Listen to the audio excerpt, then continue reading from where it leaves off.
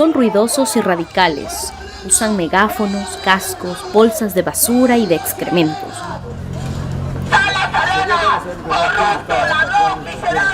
Nosotros vamos a morir matando. Defensores de terroristas como IL, ONG, que nosotros con nuestros impuestos hemos pagado indemnización a los terroristas. Se declaran anticomunistas y provida. Se han puesto nombres que aluden a la patria y al valor. Si es posible, a golpearlos, porque esto es lo que se merecen. La resistencia, los combatientes, los insurgentes, los patriotas. Ellos están... Miren, oye. Han hecho del acoso callejero una forma de vida. En este reportaje veremos cómo los radicales en las calles acompañan sincrónicamente las campañas de desinformación.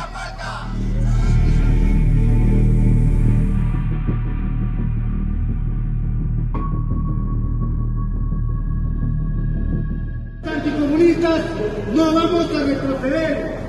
Nuestra consigna es enviarle a la cárcel a este prevaricador, a este fraudulento o la muerte. Nosotros lo que nos proponemos lo conseguimos y lo vamos a conseguir con el apoyo de la Fiscalía, con el apoyo del Congreso. Y en la certeza en que el poder del voto de cada quien. Esta amenaza directa contra el presidente del Jurado Nacional de Elecciones, Jorge Luis Salas Arenas, ocurrió el 6 de julio de 2023. Enviarle a la cárcel a este prevaricador, a este fraudulento o la muerte. Quien asegura, con megáfono en mano, que conseguirá la cárcel o la muerte para Salas Arenas es Roger Ayachi, cabeza visible de los combatientes, uno de los grupos de choque vinculados con la resistencia y comprometidos con la difamación y la desinformación. Y lo vamos a conseguir con el apoyo de la Fiscalía, con el apoyo del Congreso. Ayachi decía que contaban con el apoyo del Ministerio Público y del Congreso. ¿Qué los hacía pensar eso? Quizá la fidelidad y constancia de los combatientes, los patriotas, insurgentes, la resistencia, haciendo plantones en apoyo a la ex fiscal de la Nación, Patricia Benavides, cuando empezaron para ella los problemas en la Junta Nacional de Justicia, que la investigaba por ejecutar presuntas acciones de encubrimiento a sus hermanas juezas Emma y Ruth.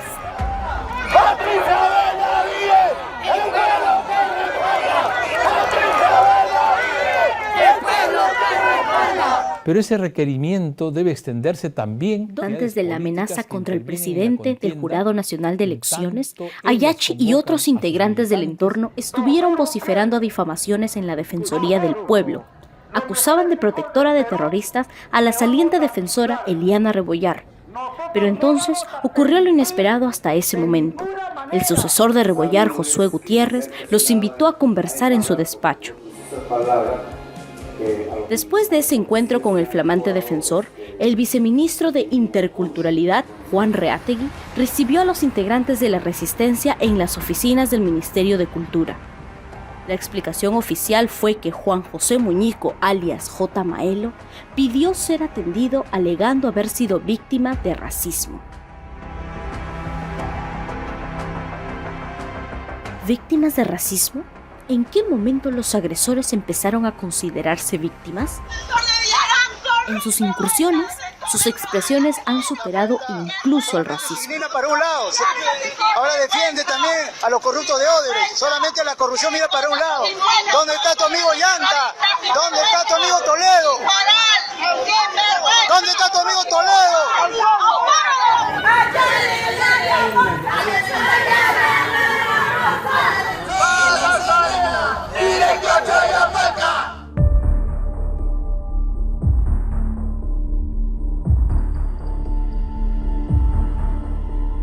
Organismos públicos como el Jurado Nacional de Elecciones y la Junta Nacional de Justicia, medios y periodistas como IDL Reporteros y Rosa María Palacios, y una ONG como la Coordinadora Nacional de Derechos Humanos han sido los principales blancos de la resistencia y grupos cercanos.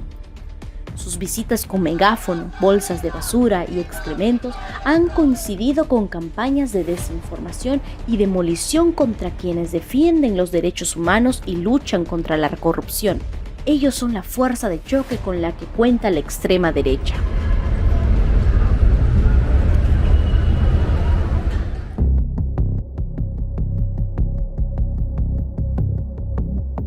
En las últimas elecciones presidenciales del 2021, se activó muy temprano la narrativa del fraude electoral.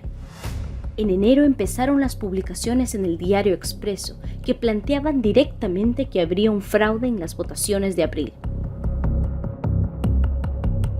La derrota en primera vuelta del candidato de la extrema derecha, Rafael López Aliaga, y los sorprendentes resultados de Pedro Castillo, que pasó de ser un candidato inexistente en los medios de comunicación nacionales a obtener la más alta votación en esa primera vuelta, solo podían deberse, según los sectores antidemocráticos, a un operativo de fraude.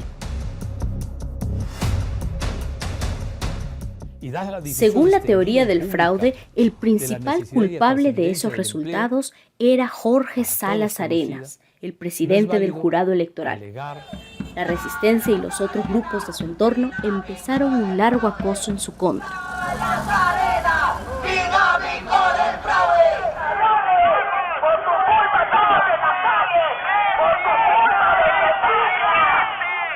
La Corte Interamericana de Derechos Humanos reportó que entre enero y agosto de 2021, Salas Arenas sufrió 32 actos de hostigamiento y 16 plantones con ruido, megáfonos e insultos frente a su vivienda. En todos ellos, hubo y hay una reproducción constante de falsedades y desinformación.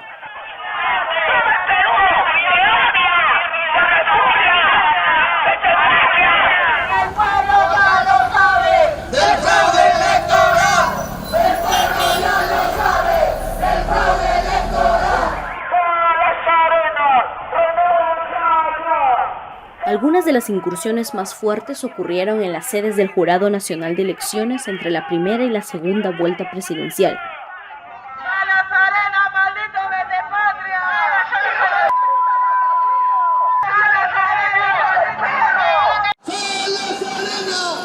El 20 de mayo de 2021 se produjo frente a la sede principal de ese organismo, en el Jirón Lampa del centro de Lima, una protesta que ocupó una de las páginas del Diario Expreso al día siguiente.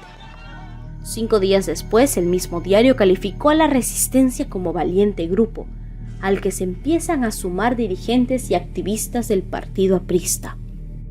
En esta foto de aquel día aparecen los históricos del APRA Jorge del Castillo y Mauricio Mulder.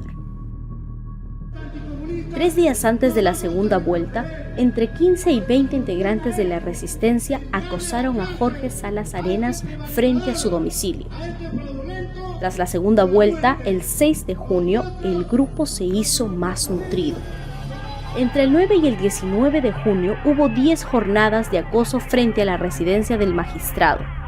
Fueron los días 9, 10, 11, 12, 13, 14, 15, 17, 18 y 19 de junio. Solo descansaron el miércoles 16. El 24 de junio protagonizaron enfrentamientos con seguidores de Pedro Castillo, quienes montaban guardia en las afueras del jurado, en el centro de Lima, a la espera de los resultados oficiales. Ay, Diosito, no.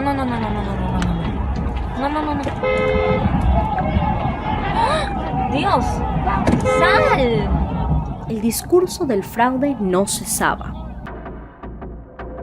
Pero era una denuncia de fraude sin evidencias y por ello no reconocida por ninguna de las misiones internacionales de observación electoral. La Organización de Estados Americanos dijo claramente que no encontró ninguna irregularidad grave.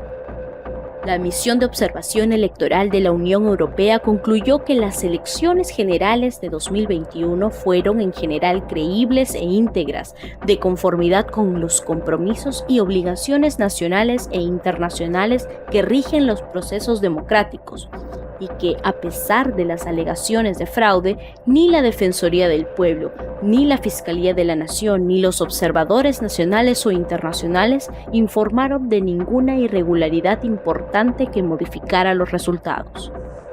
Levantando y generando odio en la población, poniendo peruano contra peruano. Ni siquiera pudo demostrar el fraude la comisión investigadora del Congreso que encabezó Jorge Montoya, quien fuese congresista de Renovación Popular, el partido de extrema derecha de Rafael López Aliaga. Una comisión que pidió varias ampliaciones de plazo, gastó más de 200.000 soles y posteriormente fue declarada inconstitucional por el TC. El Pleno del Congreso rechazó su informe final.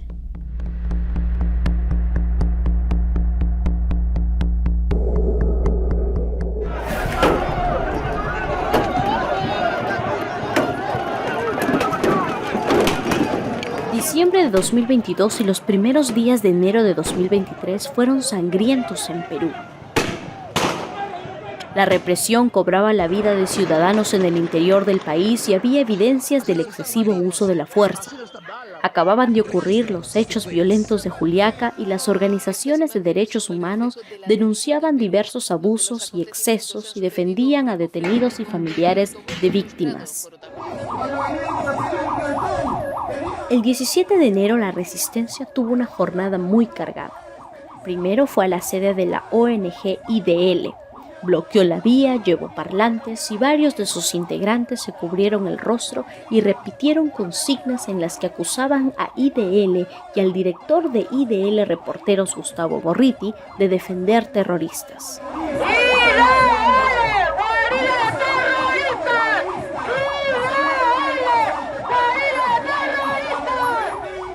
Terminado el acoso a IDL, fueron a la sede de APRODE, otra ONG de derechos humanos que ha sido vital para acompañar a los familiares de las víctimas en la búsqueda de justicia en la jurisdicción nacional e internacional. Y de APRODE se dirigieron a la Coordinadora Nacional de Derechos Humanos, donde se celebraba una conferencia de prensa para exponer los excesos de la fuerza pública durante las protestas del 9 de enero contra el gobierno.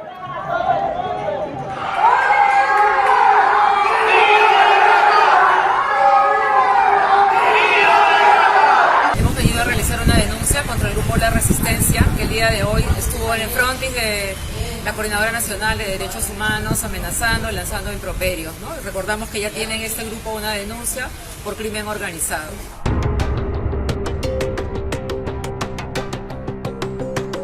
Para decirle a Gustavo Gorriti que tiene los días contados. El 22 de febrero también atacaron en combo. Primero fueron a la casa de Gustavo Gorriti. 2 semanas atrás, J. Maelo había publicado en su cuenta de X la dirección de la vivienda del periodista. Allí lanzaron insultos antisemitas. Gorriti no es peruano, es judío, gritaba Ayachi. Y vamos a seguir viviendo a la chata de este judío que toda la vida ha manejado los tiros del poder. Aquí la mayoría de patriotas no somos antisemitas.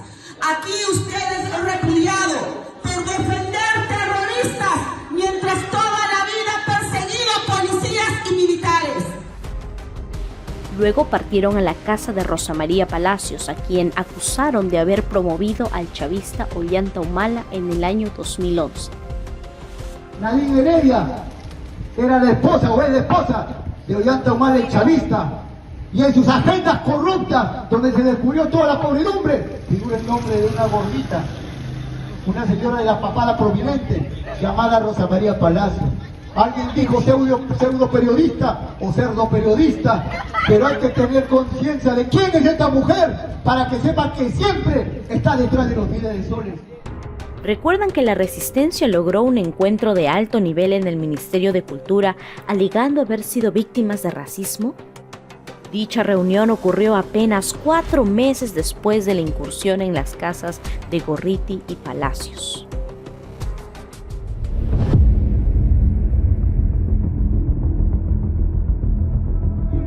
El 5 de mayo de 2023, la resistencia y su entorno ejecutaron la más violenta e impune de sus incursiones.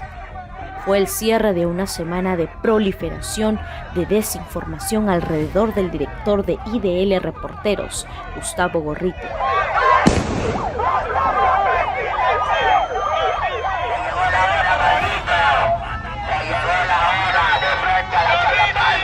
Quienes eran, por supuesto, el mafioso grupo de Odebrecht. Cuando Barata comienza este interrogatorio... Empezó el 28 de abril, cuando el canal CTV de Claudia Toro publicó un audio recortado en el que Jorge Barata, ex superintendente de Odebrecht en Perú, dijo que conocía a Gorriti y a Gustavo Mome, director de La República.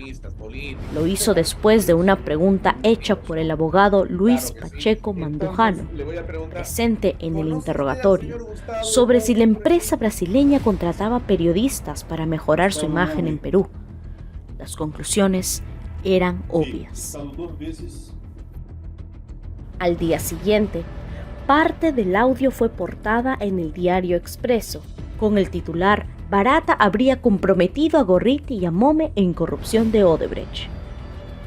El siguiente día hábil, martes 2 de mayo, la historia fue central en Willax. La hora de los Gustavos, decía el titular. Pero la farsa duró poco. El 3 de mayo, IDL Reporteros publicó un audio completo que evidenciaba la realidad. Barata nunca dijo que Gorriti y Mome fueron contratados por Odebrecht, como inferían en CTV, Expreso y Willax. Es más, dejó claro que nunca lo hizo. ¿Conoció usted, por ejemplo, al señor Gustavo Gorriti, el Emboje? Sí, conocí al señor Gustavo Gorriti. ¿Ha trabajado Odebrecht con el señor Gustavo Mome, por ejemplo? No creo que hayamos trabajado con él, ni con el señor Gustavo Gorriti. No eran personas muy simpatizantes de Odebrecht, al contrario. Ya. Personas que siempre criticaban la empresa, siempre... Quedaron expuestos. Un día después de que IDL Reporteros desmontara la mentira, recibió un furibundo ataque. A las 7:30 de la noche llegaron a la sede de la ONG IDL entre 40 y 50 miembros de la resistencia, la insurgencia, los combatientes, y lanzaron bolsas de basura y excrementos. Decían cuestionar los supuestos actos de corrupción de IDL con Odebrecht. Nótese a los protagonistas de este episodio: CTV, Expreso, Willax y La Resistencia, actores que integran el reparto de esta historia.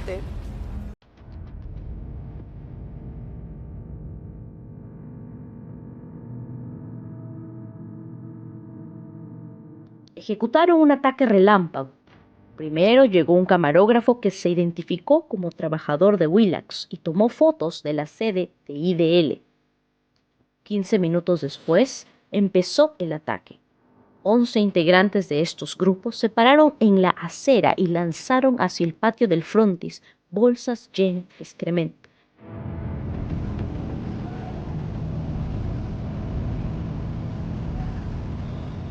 Se fueron rápido y a pesar de que fueron intervenidos por 2 policías de tránsito, los dejaron marcharse. Y nos dicen que intervengamos.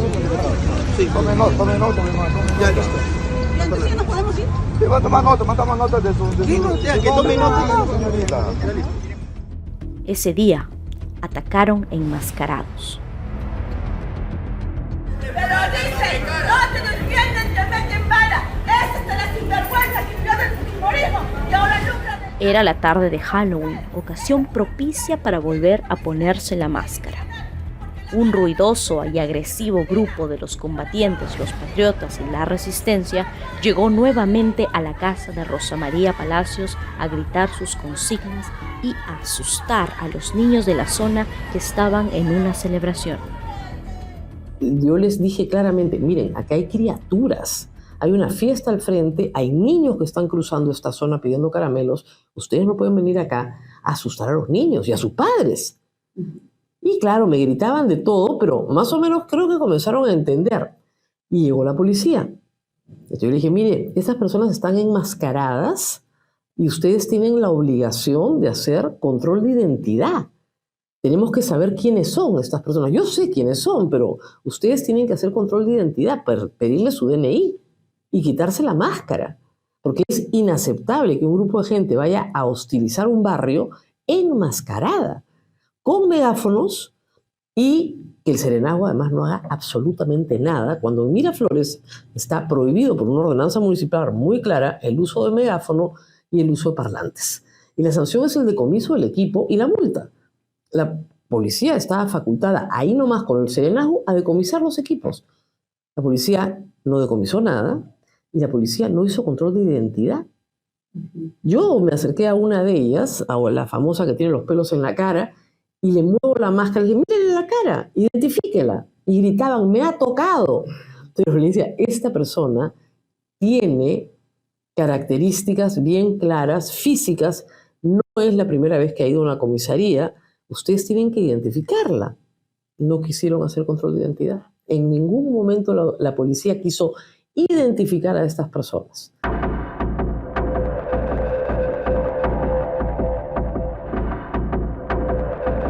Se fueron, pero no fue la última vez que hicieron este tipo de visitas.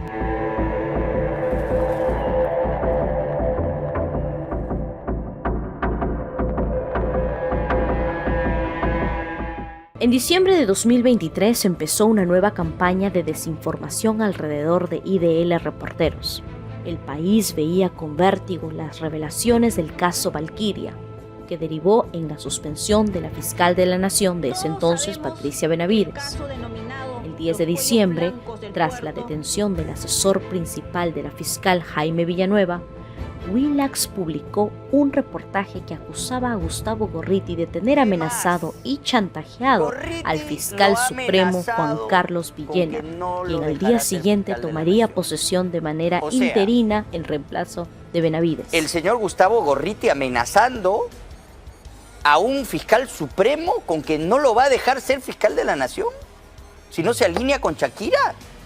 Según el reportaje, el chantaje impediría que Villena asumiera el cargo. Una vez más, la nota fue recogida por el diario Expreso.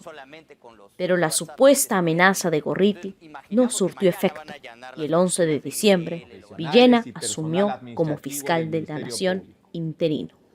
Quien habla, como es de conocimiento público, asumió interinamente el despacho de la Fiscalía de la Nación. En las siguientes semanas, Willax calificó a Gorriti como amigo de terroristas de Sendero Luminoso y aseguró que fue expulsado de Panamá por malas prácticas periodísticas. A ello le sumaron otro ingrediente, cuando señalaron que Gorriti era el mandamás de la Fiscalía en tiempos de Pablo Sánchez, porque con solo una llamada al fiscal de la Nación logró suspender un ilegal allanamiento a IDL Reporteros. Según Willax, Gorriti le dijo al fiscal, suspenda la diligencia o aténgase a las consecuencias. Nunca en la historia habíamos visto que un periodista llame a un fiscal de la Nación para reclamarle y que a los 5 minutos el fiscal de la Nación llame al fiscal que está haciendo la diligencia y le diga o detienes o te cae el castigo.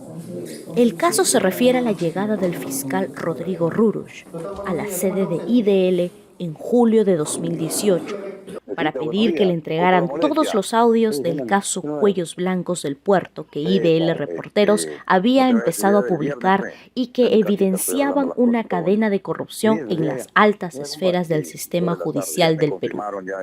Básicamente inaudito. La realidad es que Gorriti dijo públicamente ese mismo día que se comunicó con Pablo Sánchez para alertarlo sobre una diligencia que era irregular porque no tenía orden judicial y violaba la protección constitucional de las fuentes periodísticas. Yo ya había hablado con el fiscal de la Nación, con Pablo Sánchez. Pablo Sánchez se mostró sorprendido, primero indignado después, y tomó medidas, me consta que lo hizo. Luego me llamó Nora Córdoba, intentó también explicar, de forma que no fue en absoluto convincente, la razón por la que habían llegado.